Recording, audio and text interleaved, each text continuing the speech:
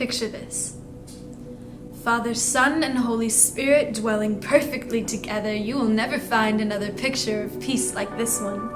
Whether you look under the sun, the heavens above, or down below, you will never find another mystery quite like this one, friends. It is light and unity that never end, wrapped up in three persons and one God. It is love at its finest and wholeness at its best. It is perfect harmony. Nothing missing, nothing broken, and everything is whole. There was no dullness before creation, just perfect communion, and God was satisfied. And then God chose to speak. And darkness turned to light, and by the might of his hand, mountains are set in place. See, the very first breath of man was nothing short of a gift of grace. Creator King called man out by name and had a plan, no tears, no pain for them. But then the vessels God made chose to sin. And see, we're just vessels God made. So the very first breath of man was nothing short of a gift of grace. God was whole and complete. He didn't need me. He is king, with a never-ending reign, lacking in nothing, and yet he made us. And who are you, oh man, but something formed of dust of the ground? I stand astounded that he should even see us. Who are we that he makes much of us, that God has set his heart on us? Rebelled, and yet he'd pardon us, and come not to condemn. I deserve hell, and nothing more than that, and yet he gave me an inheritance. He bought me and made me clean. He broke my chains and set me free. He broke my chains and set me free, that I might sing of his marvelous mysteries and praiseworthy deeds. King of kings, King of kings. Whatever kingdom David led, a leader Moses was, were a shadow, less than a shadow of Jesus.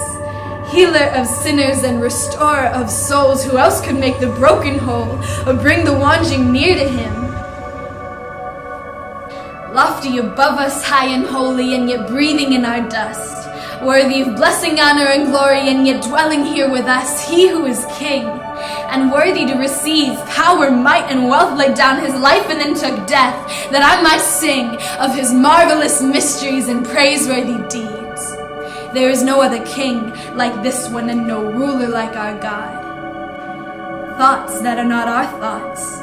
Why should perfection take death on a cross? And ways which are not our own. Why should a king ever have to leave his throne? He holds all things together, and regardless of whether or not my voice praises him, all creation sings his name, and his reign will never end. Same God who crafted moon and stars, his majesty now charged with the name King of Jews, along with every crime of me or you. And with the cry, it is finished, the dead are now given life. The dead are brought alive with an earth-shaking victory cry, and that breath that was his last marked the death that gave me life. Dead, made alive, and curtain torn in two, and I couldn't see you, and there was nothing I could do to bring me near to you, and yet now here I stand in your presence with an inheritance of heaven. The hopeless now saved, and sinners called saints. What a beautiful exchange. King who died and gave me life. He is the breath in my lungs and the song that I sing. In him I live and move and breathe and have my very being in that cross that gave me life. See, it wakes me every morning, took my ashes, took my mourning for a crown and song instead. New mercy every day. See, it's every day I'm saved, and every day my name is new. It's this constant exchange, an ongoing thing. It's meaningless, molded into praises for him. A constant exchange that on my worst day, my place still remains, and my name is the same, dirty, unstained. So I champion the claim, and I carry this name, a sinner called saint.